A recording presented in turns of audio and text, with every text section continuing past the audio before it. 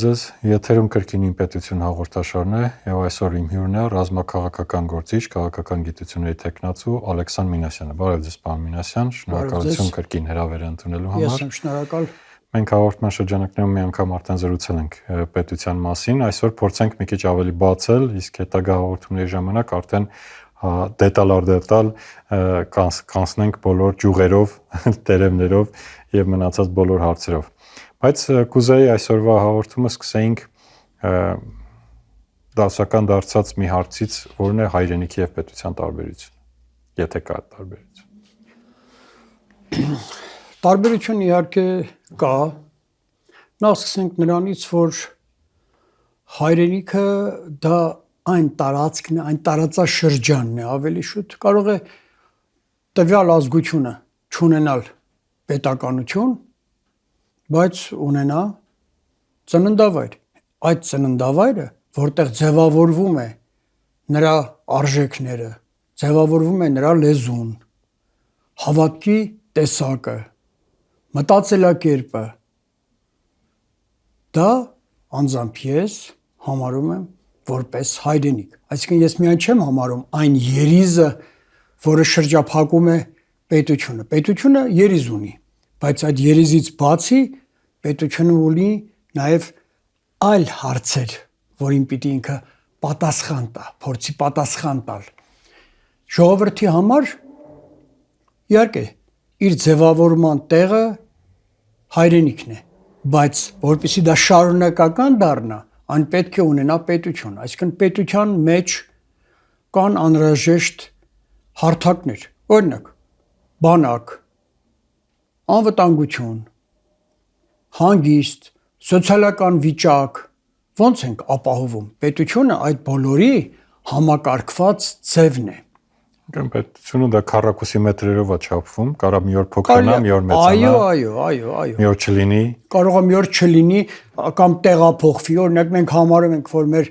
նախկին հայրենիքը մնացել է հիմա, ասենք, Թուրքիա տիրապետության տակ։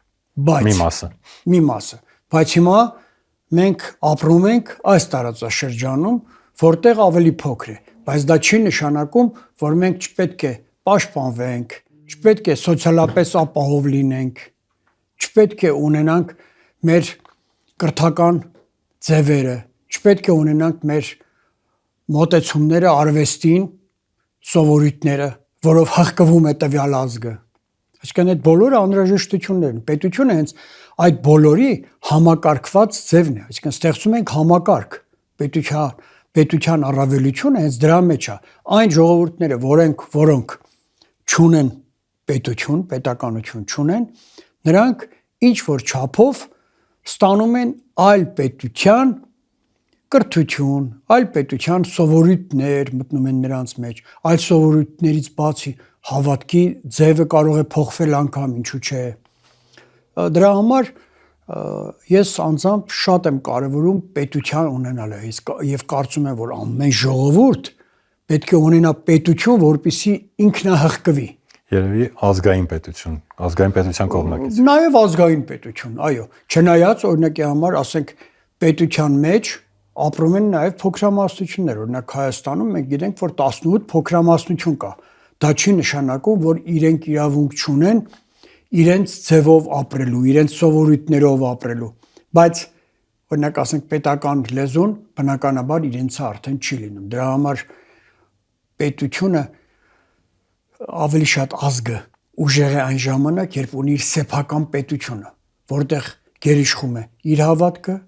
գերիշխում է իր լեզուն, գերիշխում է իր օրենքները, որոնք համահունչ են իր սովորույթներին ու ձևին։ Դրա համար մենք էլ ծրված ազգ ենք աշխարհով մեկ ու կարող ասենք աշխարհի բոլոր երկրներում կան, բայց դրանք այդ մարդիկ չնայած քաղաքացի են այդ պետությունը եւ այլն, բայց դա իրենց պետությունը, իրենց ազգային պետությունը չի։ Իրենց ազգային պետությունը դա պետք է լինի։ Դուք եթե հիշում եք Շարլ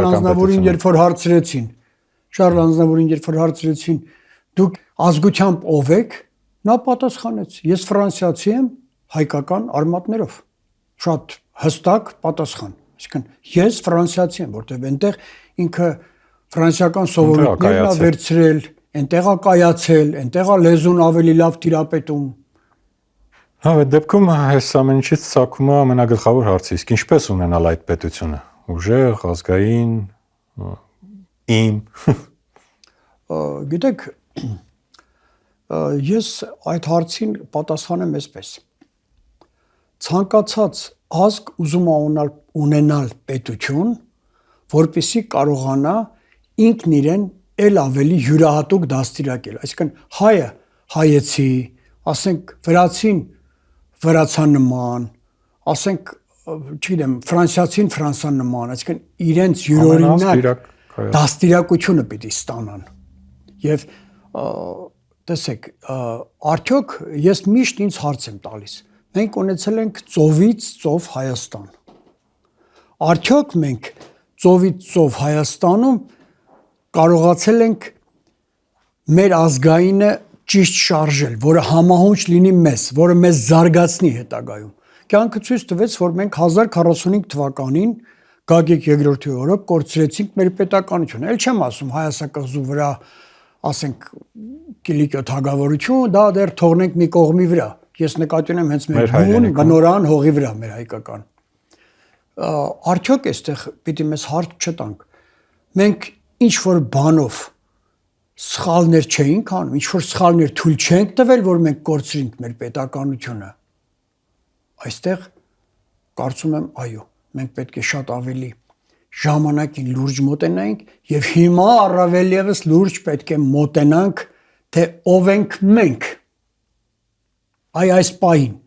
ով ենք եղել հասկանալի է, լավ, հիմա մեզանից ցանկացած են ինձ էլ հարցնում են, ես սկսում եմ գլուխ գովալ, ծովից ծով Հայաստան եմ ունեցել եւ այլ։ Առաջի քրիստոնյա պետությունն ենք, հա, կարելի է անընդհատ ասել այդ բոլորը։ Բայց ով ենք մենք հիմա։ Մենք գիտենք, որ սովետական միությունը փլուզվեց եւ այդ 70 տարիների ընթացքում մենք կարողացանք ունենալ 447 մեծ գործարան եւ ֆաբրիկա։ Հիմա 35 տարի է, ուղիղ կեսը, ճիշտ է, մենք անկախություն ենք վայելում։ Բայց ինչի մենք չենք ուժեղանում, ինչի մենք չենք կարողանում մեր բյուջեն այնպես անել, որ պարտքեր չունենանք։ Դա հնարավոր է։ Իհարկե հնարավոր է։ Հնարավոր է միանշանակ, եթե մենք ճիշտ հասկանանք ով ենք մենք եւ մեզ ինչա անհրաժեշտ, սկսած մեր կրթությունից, առավել եւս դաստիարակությունը, դրանք շատ կարեւոր բաներ են։ Դաստիարակությունը մենք մատնաթող ենք արել։ Մենք անգամ ես շատերի հետ խոսում եմ, անգամ չեն տարբերում կրթության եւ դաստիարակության տարբերությունը։ Ասում ես խոսքի օրինակ ինչ դաստիարակությունը ձեր կարծում եմ որ կարելի է փոխել, ասենք երիտասարդ բանի կամ երիտասարդի, ասում է ես ունեմ բարձրագույն կրթություն, եղբայր բարձրագույն կրթություն կարող է դու ակադեմիկոսի աշճան էլ ունես, բայց դա չի նշանակում որ դու ունես դաստիարակություն, որը քեզ բերում է հաջողությունների։ Օրինակ թուրքերը 1020 թվականին մենք շատ լավ գիտենք որ այդ Ալտայսկի տարածաշրջանից եւ Ղազախստանի տափաստաններից Օսման Բաշու ղեկավարությամբ շարժվեցին դեպի Եվրոպա։ Հետագայում նաև միանալով նաև սելջուկների հետ մտածեցին մոտեցումներ, ինչպես պետք է իրենք պատերազմներ հաղթեն, ինչպես պետք է իրենք տարածաշրջաններ գրավեն, եւ այսօր մենք գիտենք, որ Բոսֆոր Դարդանելի տերն են, բայց նրանք տառը ճանաչել անգամ չէին։ Այսինքն այստեղ կրթությունը բացարձակապես կապ չուներ դաստիարակության հետ։ Իսկ իրենք դաստիարակված էին ինչի։ Լսելու ղեկավարին, պատրաստվում էին կին թե տղամարդ թուր ճոճել, իրենք լավ թուր էին ճոճում։ Փաստորեն ստացվում է դաստիարակությունը էլ ավելի կարևոր էր, քան կրթությունը։ Ինչն է պակասում մեր մոտ այս դաստիարակության։ Դաստիարակության մեջ ես կուզեի ես հարցերին մենք առանձին մոտենայինք, որովհետև դաստիարակության մեջ մտնում է իր պահվածքը, դաստիարակության մեջ մտնում է, եթե առանձնացնենք իր հոգեբանությունը, մտնում է անգամ մարդուն հավատալը, չխաբելը, չստելը, ճշգրիտ լինելը եւ շատ նմանատիպ հարցեր։ Ես կուզեի մենք այդ հարցերին հետո գիտնականների հետ էլ մենք զրույցներ կանենք ու կմոտեցնենք իրականությանը, ինչ եղավ մեր հետ։ Ինչ եղավ օրինակ պատերազմի դաշտում մեկը մյուսին չէր վստահում։ Ասում եմ Գագիկ ջան, ինչի՞ չես վստահում, ասենք Կարենին։ Ասում է, բա որ ինքը հիմա հետ գնա, բայց ասում եմ ինքը ասեց, չէ՞ որ ինքը տղամարդու պես կանգնելու է այս կետում։ Ասում է, չէ, ես վստահ չեմ։ Այսինքն տեսեք, վստահությունը։ Արդյոք դա դաստիարակություն չի։ Արդյոք դա ազգային արժեք չի կարող դառնալ։ Իհարկե կարող է դառնալ։ Դու պիտի վստահես քո ընկերոջը, պատերազմի դաշտում, տեսեք, սովորական պատերազմի դաշտ եմ խոսում։ Էլ չեմ խոսում առօրյա կյանքում մենք իրար չենք վստահում։ Մենք իրար չենք հավատում։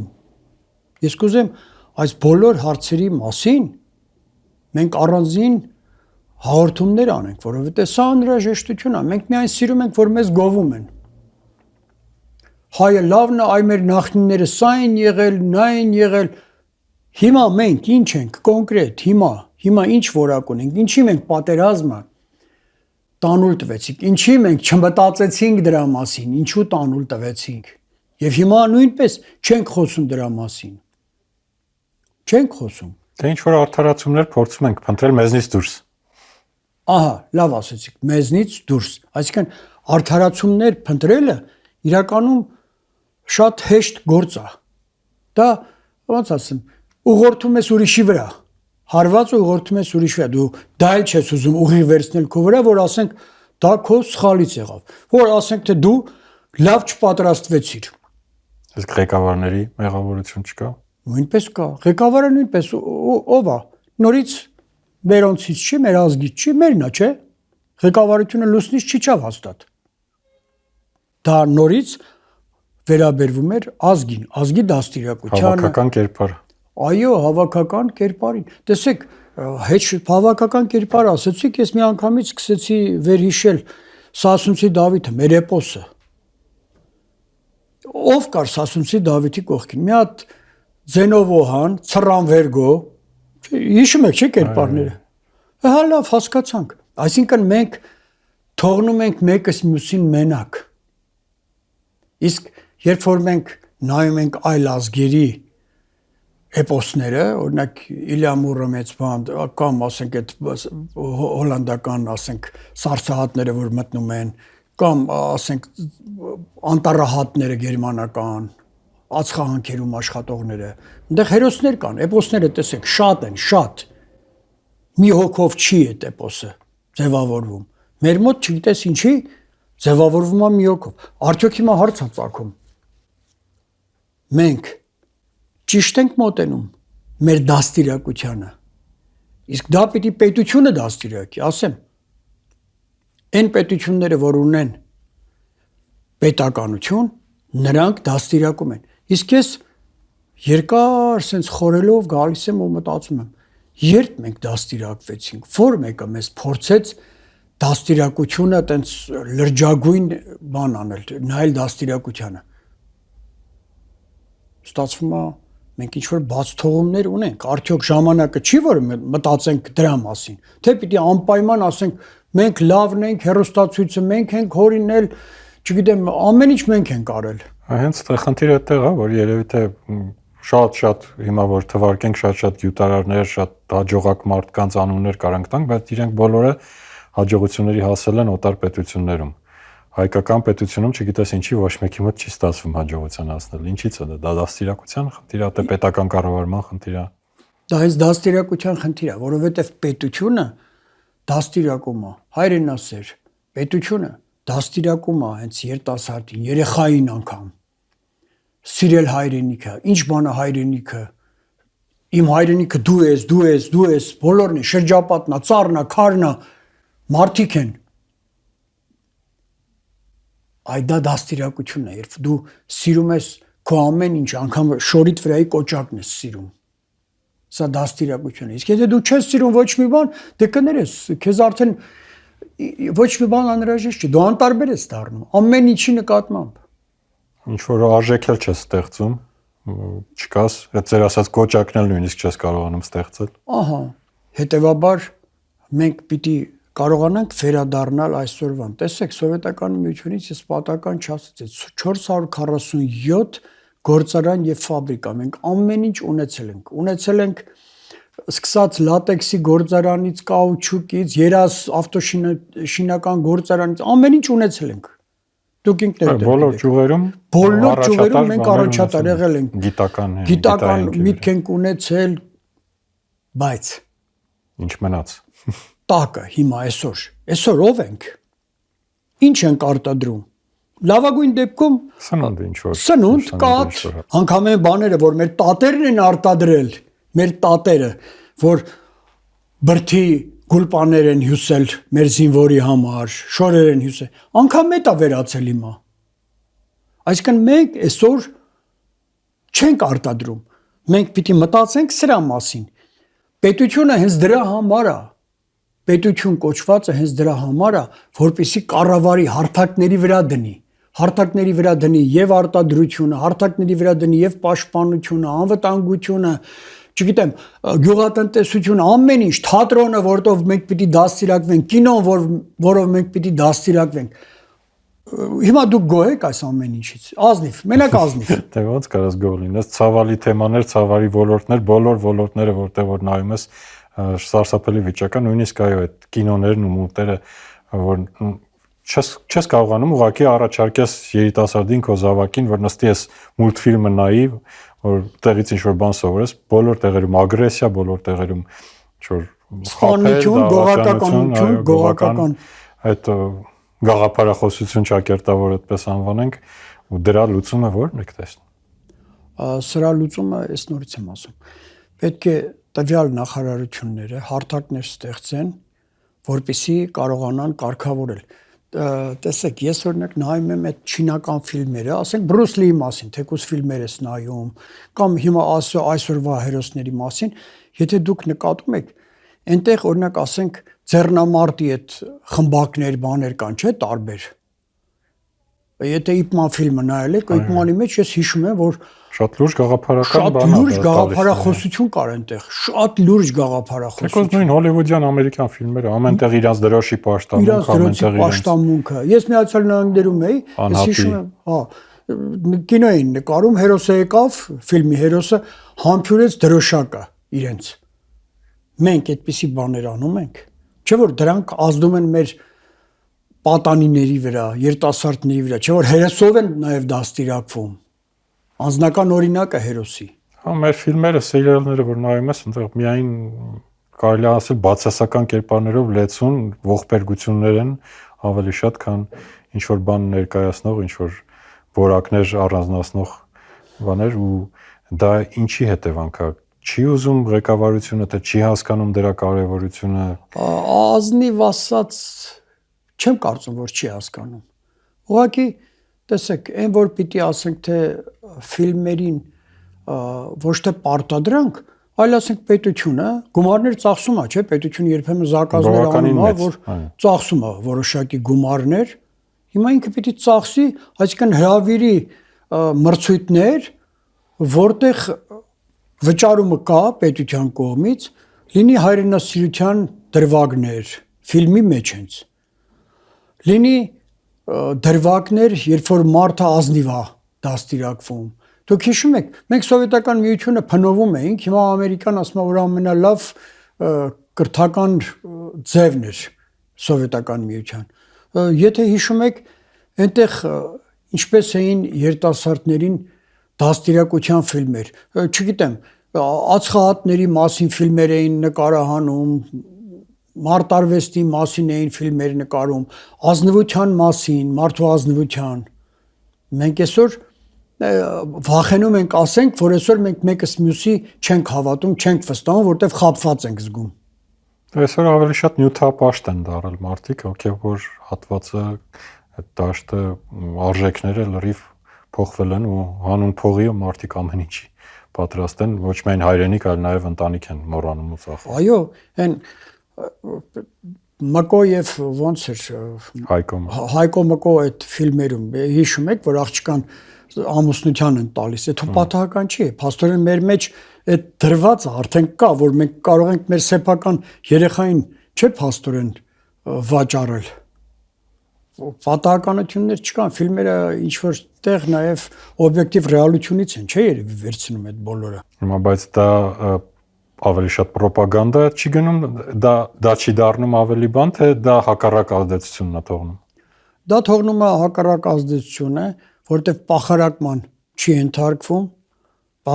չի ենթարկվում, ֆիլմում ելքը ցույց չի տրվում, ուղղակի ցույցատրվում թերությունը։ Այսպեսին է։ Հա, թերությունը ցույցատրվում, բայց մնացածը չկա։ Ելքը ո՞րն է դրա, ինչ պիտի անի։ Այստեղ պետությունը իր ֆունկցիան պիտի կատարի։ Պետությունը պիտի, ասում եմ, հրավիրի մասնագետների,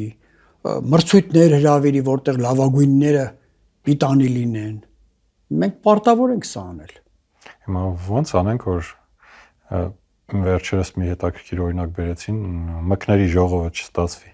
Բոլորս նստենք, խոսենք, բանանենք, բայց իրականության մեջ այսօր դա էլ կա, չէ՞։ Իրականության մեջ կա։ Լրիվ համապատասխանում է մկների ժողովին, այո, բայց ինչպես փոխենք դա։ Դե հենց դրա համար եմ ասում, կա դաստիարակության ձևեր, կա մոտեցումներ։ Դրա համար ես ինչի ասեցի հանգամանորեն մոտենանք հարցին, որովհետև դաստիարակություն կոչվածը միայն այն չի, որ դու կարող ես ճշտագործ լինել։ Հա, մի քանի բաներ մենք ասում ենք. չխաբել, վստահել եւ այլ, արժանապատվություն։ Արդյոք մենք արժանապատվությունը վեր ենք դասում։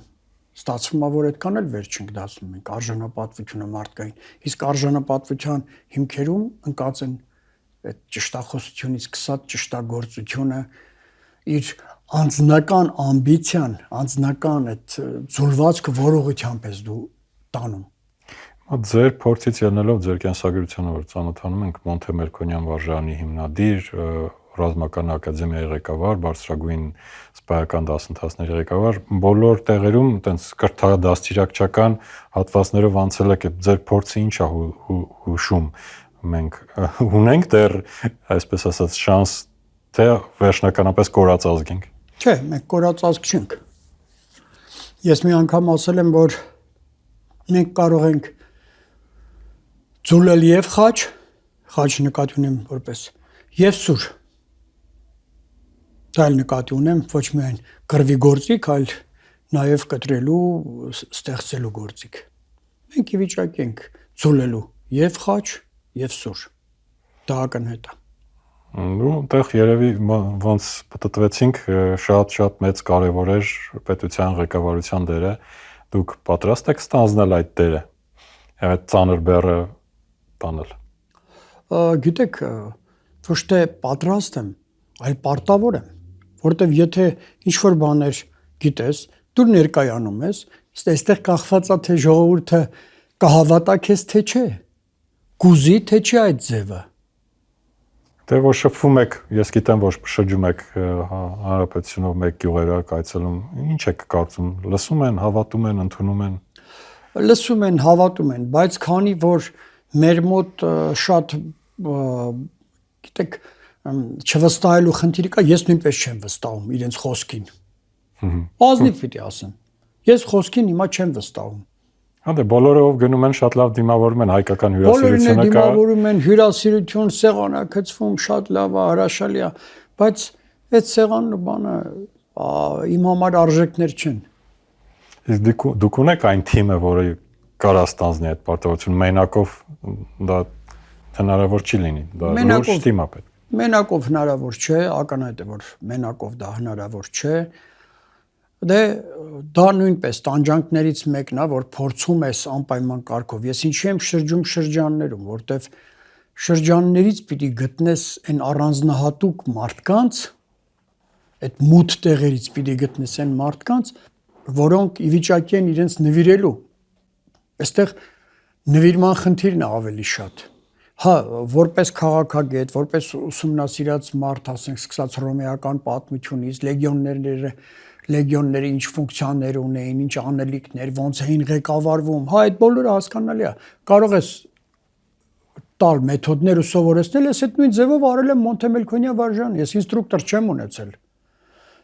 Գիշերը իրենց հետ պարապում էի, քանի որ ես այդ բոլոր պարապմունքները անցել էի ժամանակին դեռ։ Ցերեկ իրենք գնում էին դասի։ Բնականաբար ես գիշերը պարապում էի, ասենք 5 հոգու հետ, ցերեկը իրենք արդեն 5 խմբի հետ առանձին պարապում էին նույն բանը։ Ես ընդամենը հետևում էի, թե ինչա կատարվում։ Հիմա եթե չհավատաս ինքդ քեզ, չես հավատա եւ հաջողությանը։ Պիտի հավատաս ինքդ քեզ։ Շատ լավ, պարոն Մինասյան, ես առաջարկում եմ, որ մենք շարունակենք մեր զրույցների շարքը եւ արդեն հաջորդ հաղորդումներին անդրադառնանք ոլորտ առ ոլորտ, մասնագիտական, ճյուղ առ ճյուղ, այսպես ասած, ձեր ասած տերև առ տերև, թե ինչ քայլեր եք տեսնում դուք եւ եթե ձեր թիմի ներկայացուցիչներից համապատասխան նույնպես կլինեն հյուրի կարգավիճակով, որպեսզի ավելի ընդլայնված ու մանրամասն լինի խոսակցությունը, որպեսզի իրոք խոսակցությունը չստացվի մկների ժողովի նման միայն կենասներ ասենք, այլ կոնկրետ առարկայական մեր հեռուստադիտողներին ներկայացնենք այն քայլերը, այն լուծումները, որոնք դուք եք առաջարկում։ Ոչ միայն ես, այլ այն մարդիկ, թիմը, որոնք իմ հետ աշխատում են։ Ես իմիջիայլոց ասեմ, ես գիտեմ, որ ես զինվորական եմ։ Եվ շատ բաներ իմ մոտ կարող է բաց թողում լինել։ Ես դրա համար ունեմ ուսուցիչներ։ Նախկին, հին, այսօրվա իմ համար նշանակություն չունի, հին են, նոր են, այսօրվանն են։ Եթե մարդը արդեն փորձ ունի, փորձ եւ գիտելիքներ ունի, գիտելիքներ կան, մասնագիտական, հայրենիք է սիրում։ Կա այդ սերը, որ մենք բոլորով ենք բարձրանալու վեր, ուրեմն պիտի ստեղծենք այդ հայրենիքը։ Պիտի ստեղծենք այն պետությունը, որը երազել են ոչ միայն մեր հայրերը, այլև մեր պապերը։ Ավելացնելու բան չթողեցիք։ Մենք կսպասենք անպայման կզրուցենք այս թեմաներով եւ կսպասենք ձեր արձագանքներին։ Շնորհակալություն, որ մեր հետ էիք։ Ստեսություն։ Շնորհակալ եմ։